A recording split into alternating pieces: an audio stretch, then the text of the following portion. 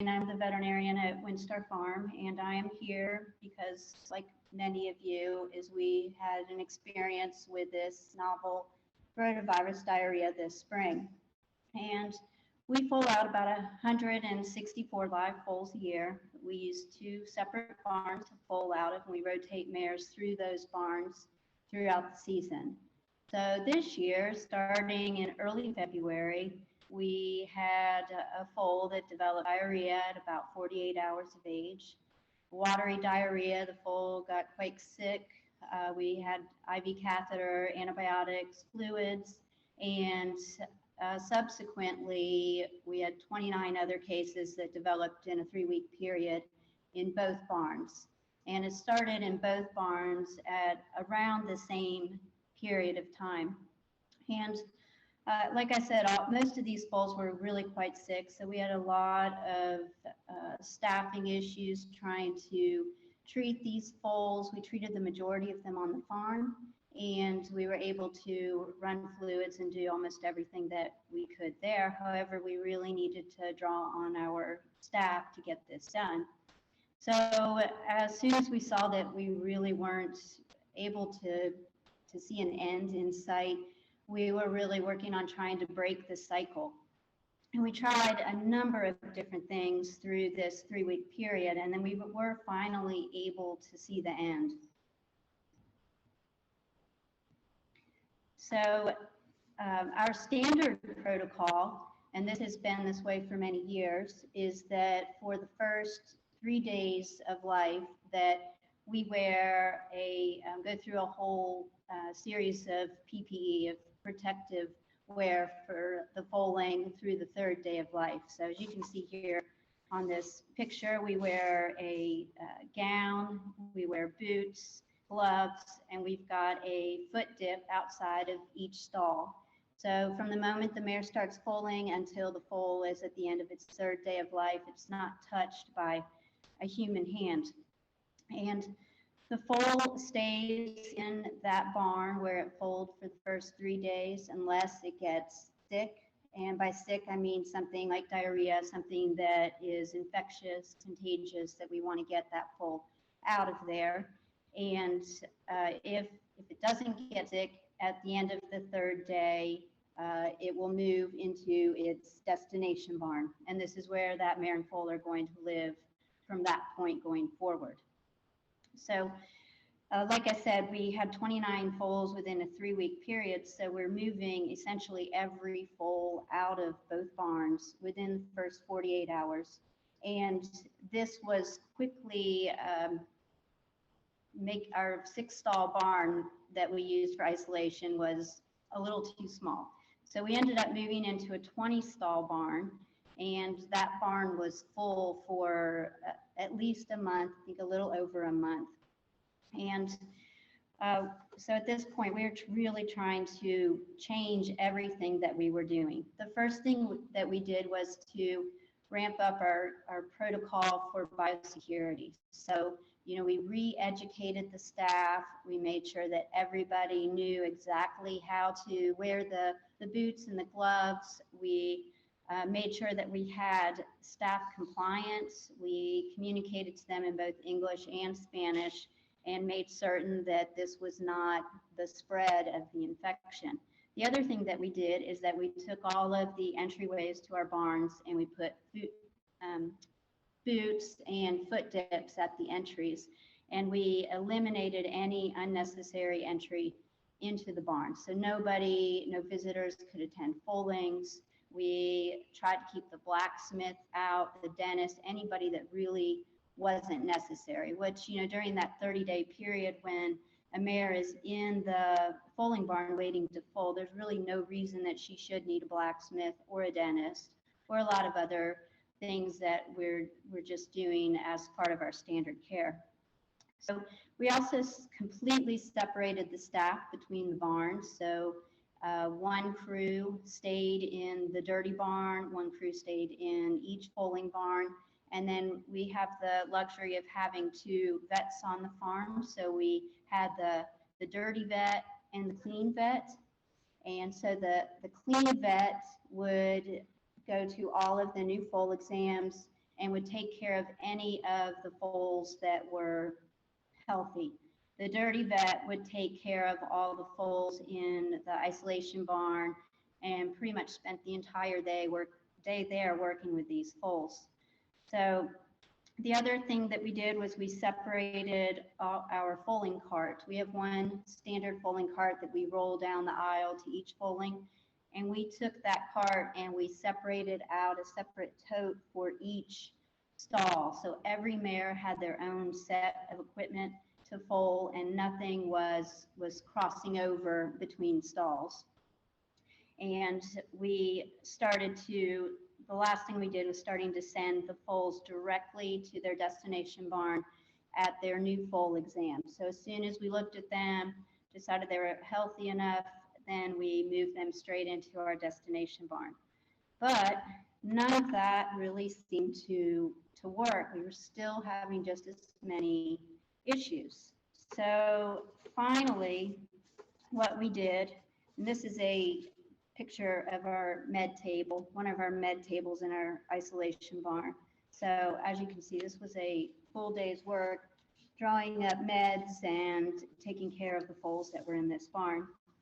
And then this sign, I don't know if you guys can really see that, but I really liked this sign. It kind of summed up this whole season. Please wear boots and gowns, extremely contagious. Please help us protect our farm and horses. And so they put these signs up at the entryways to all the barns, along with the foot dips and the boots, so that everybody entering the barn would know that we really needed to protect our farm and our horses. So finally, what we did that really seemed to kick the cycle was we moved out of both of our foaling barns. And we took two barns that had been empty and had not had mares and foals in them since the prior year. And at that point, they had only had older mares and foals.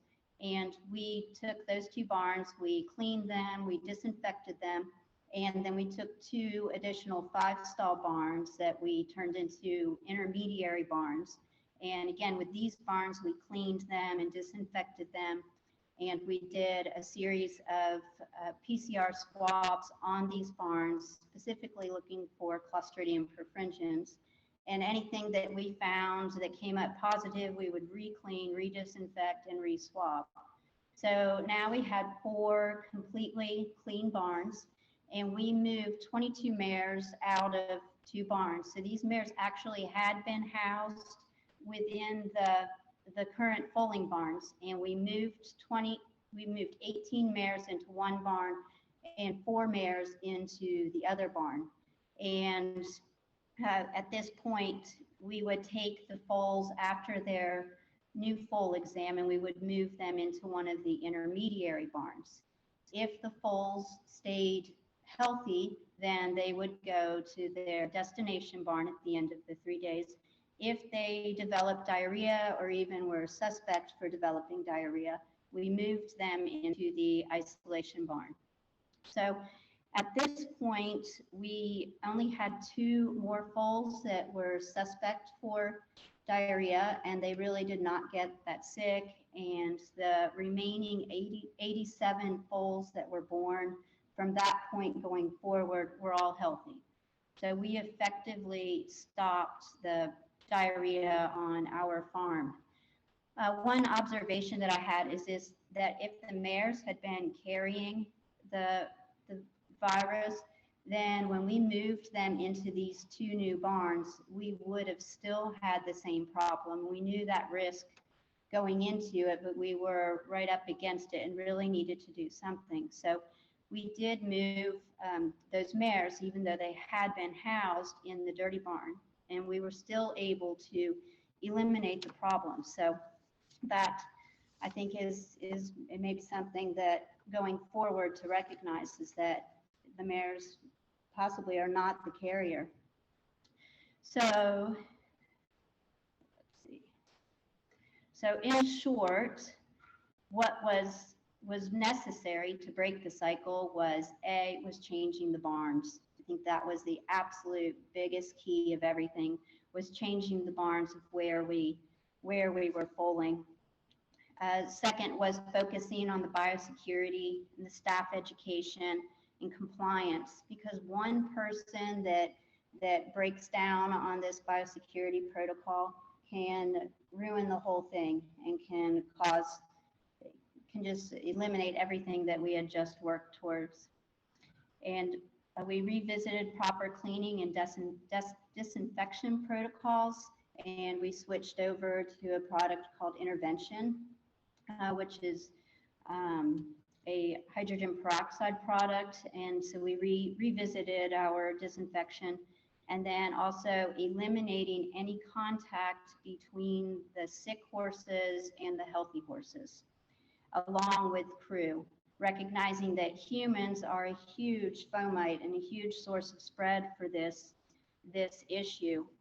When we did our PCR tests, what we found were the biggest sources of contamination were the twitches, the shanks, the cotton shanks, the bungee cords that are hanging in the stall that we tie the mares to, and then the stall pins. So the areas where we'd been cleaning and disinfecting, the aisleways, the edges of the stall fronts, the edges of the ledges, and then the stall fronts, all of those were clean. But it was the things that were touched on a regular basis by people that were the sources of contamination. So recognizing where the fomites are is also critical to treating this problem.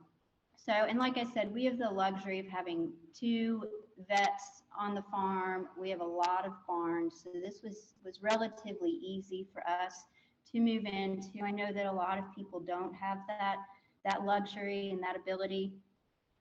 So even for us, this was a really big deal. We had a lot of issue with staff burnout, who was going to actually treat these foals. So I can really sympathize with everybody else out there on what it takes to get this done.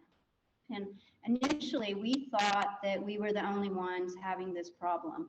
You know, we're just going about and we just thought, oh, we're having an outbreak of diarrhea and it's something weird and we haven't really seen this before and this is a real pain in the butt.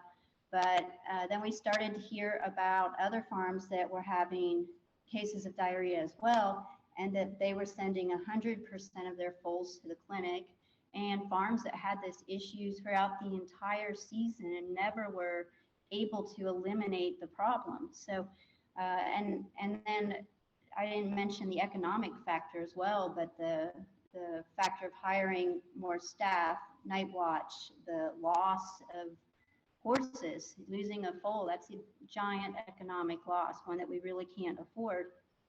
So as we started to realize that this problem was a lot bigger than just us, this was an industry-wide problem, I kind of thought that, you know, there's really no reason to feel alone. We've got the top breeding farms in the world here. We've got top quality horses. We have the best stallions. We've got the best vet clinics in the world, and we've got the University of Kentucky Gluck Center, which is 100% focused on equine research. So we have all these tools right here in our own backyard, things that we are right at our fingertip. And I've been speaking with Emma Adam about all of this, and what better place to create a surveillance program on this issue than the University of Kentucky and the Gluck Center. And I think that, you know, if we could all report our problems or issues as they're happening to one central place, what we're experiencing, what we tried to treat with that didn't work, what we tried to treat with that did work, things that veterinarians are noticing, things that the farm managers are noticing. I think collaborating on all of this data, we could become better able to be more proactive and not reactive. We could jump on these things a lot earlier. So the other thing is that we also have a lot of different labs in town. So all of these labs, we're turning in all these uterine cultures on everything, and they're all looking at their different sensitivity programs, all of their culture results, and if they could all collaborate together. So if we collaborated on all of our knowledge, veterinary knowledge, all of our farm knowledge, all of our culture results, then we could better recognize emerging resistance patterns, such as we've seen with rhodococcus and with the uterine cultures in the past several years. And Gluck is set up quite well to coordinate these efforts of sharing information and in coordinating research efforts to look into these issues. So at the end of the day, this could really help us immensely in recognizing disease processes early and quicken our response time in research to developing understanding and treatments. And this rotavirus issue is not something that's likely to go away. If it's anything like the rotavirus issues that we have seen, let's see, if this is anything like we've seen with the rotavirus A, is that this issue is not likely to go away. So we really cannot afford to, and we can't sustain the biosecurity measures, the staffing, and the economic hardships like this year after year. So, and unfortunately, there's really no magic bullet out there, no treatment that we can just do and have everything go away. So what we're left with is preventive measures, management, and the development of a vaccine. And as Dr. Brown talked about, that although the thoroughbred industry is a multi-million-dollar industry and is very important to Kentucky, we really are small potatoes in the eyes of big pharma. So the likelihood of an immediate response from these big companies to develop a vaccine is really unlikely. The economic value for them is just simply not there.